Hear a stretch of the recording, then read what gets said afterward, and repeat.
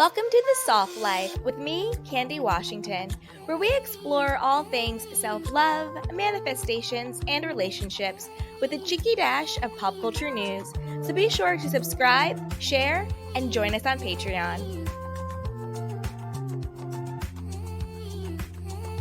As always, I'm your girl, Candy Washington, and I am so grateful for this time that I have together with you. So before we dive into today's episode, don't forget to shop our Love collection, which is home decor and style items. Head over to candywashington.com to see what we have over there, and you can also just shop in the show notes or in the description box for mugs, candles, t-shirts, dresses, hoodies, all of the great things from our Love collection. And whether or not you're watching on YouTube or listening on one of our podcast platforms, be sure to like, rate, review, subscribe, and share. Yes, be sure to share, because your journey to self-love is always better with a little bit of support. So without further ado, let's dive into today's episode, which is the top 5 ways to heal after a breakup. Breakups suck. Let's just admit that. Even if you're the one breaking up with the person, or if you're the one that got broken up with, it's always not fun to have a relationship come to an end, to really have to mourn and grieve that relationship and mourn and grieve the potential of where you thought this could go, of that love lost.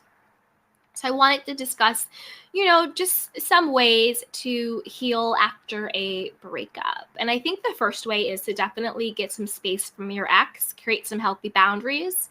If you need to, mute them on social media, maybe, ask them not to text you or to call you. I'm not saying you need to block. I'm not saying you need to delete photos, but maybe hide the photos. Like, just get some space from you and your ex and some healthy boundaries. So you have time to breathe. You have time to grieve the relationship without being triggered by seeing a photo with them, or seeing a photo with them with someone else, or just doing anything, or being reminded of the relationship, seeing photos of when you guys were together, or having them text you, or having them call you, or wanting to come over for some late night, breakup, bow wow time or whatever, right? Like, no, create those healthy boundaries. Don't sleep with your ex. Don't, engage with them on social media, have that space, even if you want to be friends. And I think that you can be friends with your exes. Like, I'm actually best friends with one of my exes, but I think but you need that healing transition time. Again, every situation is different. So if your situation is you can just go from being in a relationship to being instant friends, then great. But I think the majority of people need some time. You need time to redefine what the relationship looks like. You need time to mourn the relationship. You need time to heal. So give yourself that space. Give yourself that time. Create those healthy boundaries. Get some distance from your ex. The second way, which is one of my favorite ways, is to take a vacation, even if it's a staycation. Get out of your house, get out of your apartment, get out of where you've been, get out of the space that you shared with your ex. Go on a vacation, book an Airbnb, book a hotel for the weekend, whatever it is. Just get out of the space, get some new surroundings, take a road trip, whatever it is. Get out of that space where you have so many shared memories, or you just have that lived experience of being with that person. Get out of the space. Take a vacation, take a girls trip, go solo, whatever you want to do. Take a guy's trip if you're a guy, whatever it is. But take a vacation, get out of that shared space. Maybe if looking at the bed reminds you of them, or the couch, or the TV, or things like that. Also, put the gifts away, or things that you got together away if they are triggering you. If every time you see a picture or a vase or whatever it is that they got you as a gift, or you got together, like, put it away. I'm not saying throw it away. I'm just saying maybe put it away until you're able to see it without being triggered. So take a vacation, get out of that space, and then also put away any of the triggers. The third is to have healthy, self-soothing coping mechanisms. So instead of drowning your sorrows in wine or booze or Haagen-Dazs ice cream or another warm body, instead of having sort of self-destructive ways to make yourself feel better because you're not really making yourself feel better. Those are ways to distract and to numb and to avoid the feelings. Find a way to make healthy coping skills. Maybe it's journaling your feelings, right? Maybe it's getting a new hobby. Maybe you've always wanted to paint. Maybe it's taking an art class. Maybe you've always wanted to write. Maybe it's taking a writing class. Maybe you've always wanted to travel. So maybe it's traveling somewhere. Maybe it's taking a cooking class. Maybe it's taking I don't know, whatever it is, skydiving, I don't know, anything like that. But maybe it's getting a new hobby or learning a new skill or meeting new people or trying something new that you can put your focus and your energy on rather than drinking away your sorrows or eating away your sorrows or sleeping away, with other people, your sorrows. I think sure, maybe one night you want to go out on a bender or you want to like eat some ice cream now, but I think it needs to be very isolated and very contained. You don't want to slip into depression, and you don't want to slip into very self-destructive habits or lifestyle in the name of getting over someone. You don't want to destroy your life. You don't want to take away the quality of your life just because a relationship didn't work out. Like, I promise you, you will find someone else. And even if you don't, you will be okay, but you still will. So you don't want a breakup to break you.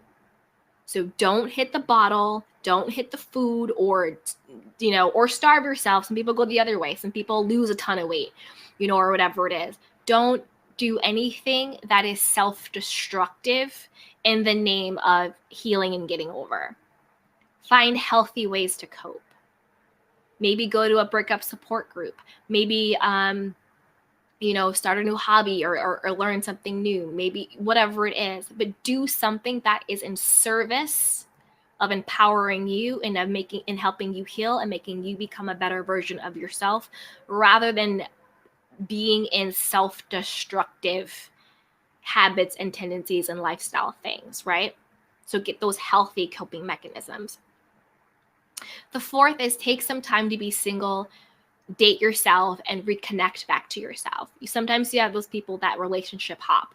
They're in one relationship one day, boom, they're in another relationship the next day, boom, they're in another one. You're like, whoa, like you're just hopping from relationship to relationship without taking that time to heal, grieve, and reflect, right?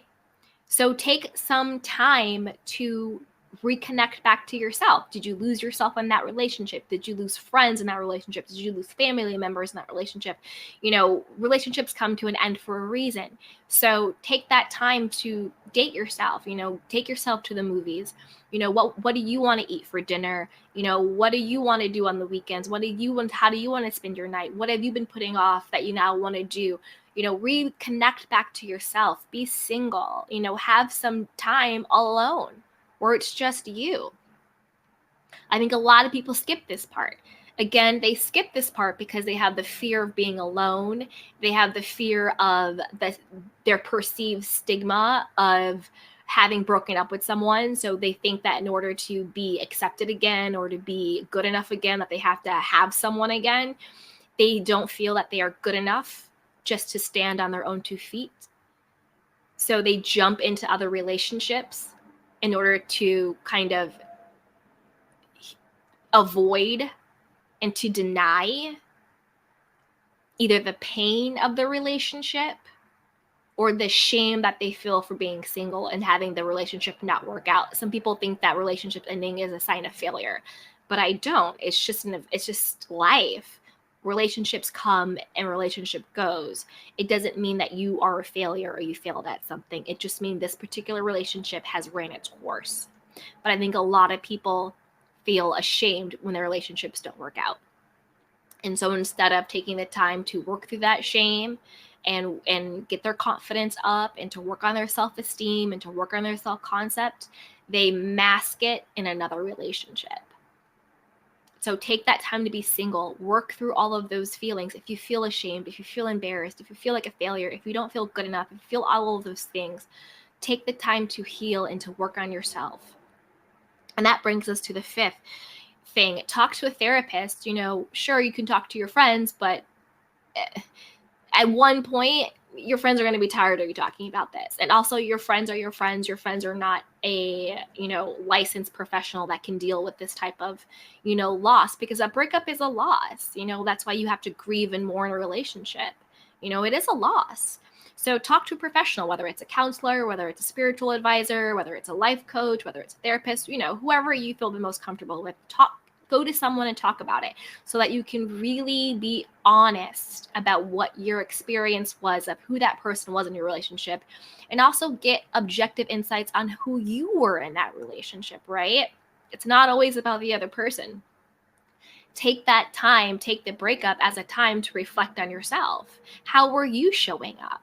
How do you want to show up in the future? What are the things that you can work on for yourself? What are the things that you loved about yourself in that relationship? And what are the things that you want to work on about yourself in that relationship? So that instead of just leaving a breakup feeling lost or empty, you can actually take away insights, wisdom, and guidance for how to become a better version of yourself for your next relationship. So you leave that baggage in the past and you don't drag it into your new relationship. So you're bringing wisdom and insights and discernment into your new relationship rather than your trauma, your wounding, and your baggage from your last one.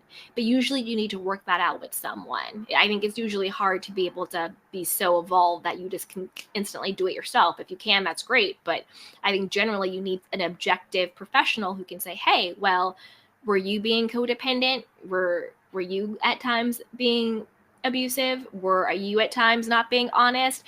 What was your communication style like, right? Because it's always easier to blame the other person for the breakup and to make them the villain, to make them the bad guy. But you were also an active participant in that breakup as well. So it's not about faulting yourself or blaming yourself or criticizing or judging yourself. It's about empowering yourself with self-awareness to say, this is how I showed up. These are the things I need to work on. And these are the things that I want to continue to do. It's about empowerment. It's not about judgment. But the only way you can empower yourself is when you are aware of yourself. And so that is what I would say for how to heal from a breakup. The first thing is take space from that person, create some healthy boundaries. The second is to take a vacation, get out of that lived space, put away the triggers. The third is to find healthy ways to cope instead of denying or avoiding or masking with alcohol or food or self-harm or sex. Find healthy ways to cope, right? A new hobby, a new community, lean on your friends for support. Find healthy ways, right? Get creative. And the fourth is be single for a bit. Take that time to reflect with yourself, to reconnect to yourself, to date to yourself, to get back to you. Take some time to breathe. Let there be a little bit of breath in between those relationships. And then the fifth is talk to a professional, whether it's a therapist, a life coach, spiritual advisor, whoever you trust. Of course, you go to your friends for support, but get an objective opinion so that you can get some wisdom and some insights and some discernment on how to be the best version of yourself moving forward. So you leave that baggage in the past and you bring wisdom and insights and a higher version of yourself into your next relationship. So if you found this to be helpful, please share, like, rate, review, subscribe. Any of your aha moments, be sure to tag me on Instagram at Candy Washington. Also tag me on Instagram at Candy Washington if you have a picture of you in our love collection, whether it's you with your mug or a new candle or a new hoodie or sweatshirt or t-shirt. Be sure to tag me at Candy Washington and I will repost you, I will retag you, and I will give you a shout out. You can just head over to candywashington.com to pick up some goodies or just shop in the description box or the show notes. So there you have it. So until next time, everybody, be well. Thank you for spending this time with me. Take care of yourself and each other. Bye. Ready to unlock your true potential and manifest the life of your dreams? Then I've got something super special just for you. Our mind-blowing self-love and manifestation courses. Picture this, a journey of self-discovery where you'll find a deep well of self-love and acceptance. Say goodbye to self-doubt and hello to unshakable confidence. Our courses are designed to help you embrace your worthiness and tap into the incredible power of self-love. But that's not all. We'll also dive deep into the transformative world of manifestations. You'll learn proven tools and techniques and strategies to align your thoughts, beliefs, and actions with your wildest dreams. So get ready to create the success, happiness, love, and abundance that you deserve. So what are you waiting for? Head over to candywashington.com/courses to get started. Again, that's candywashington.com/courses.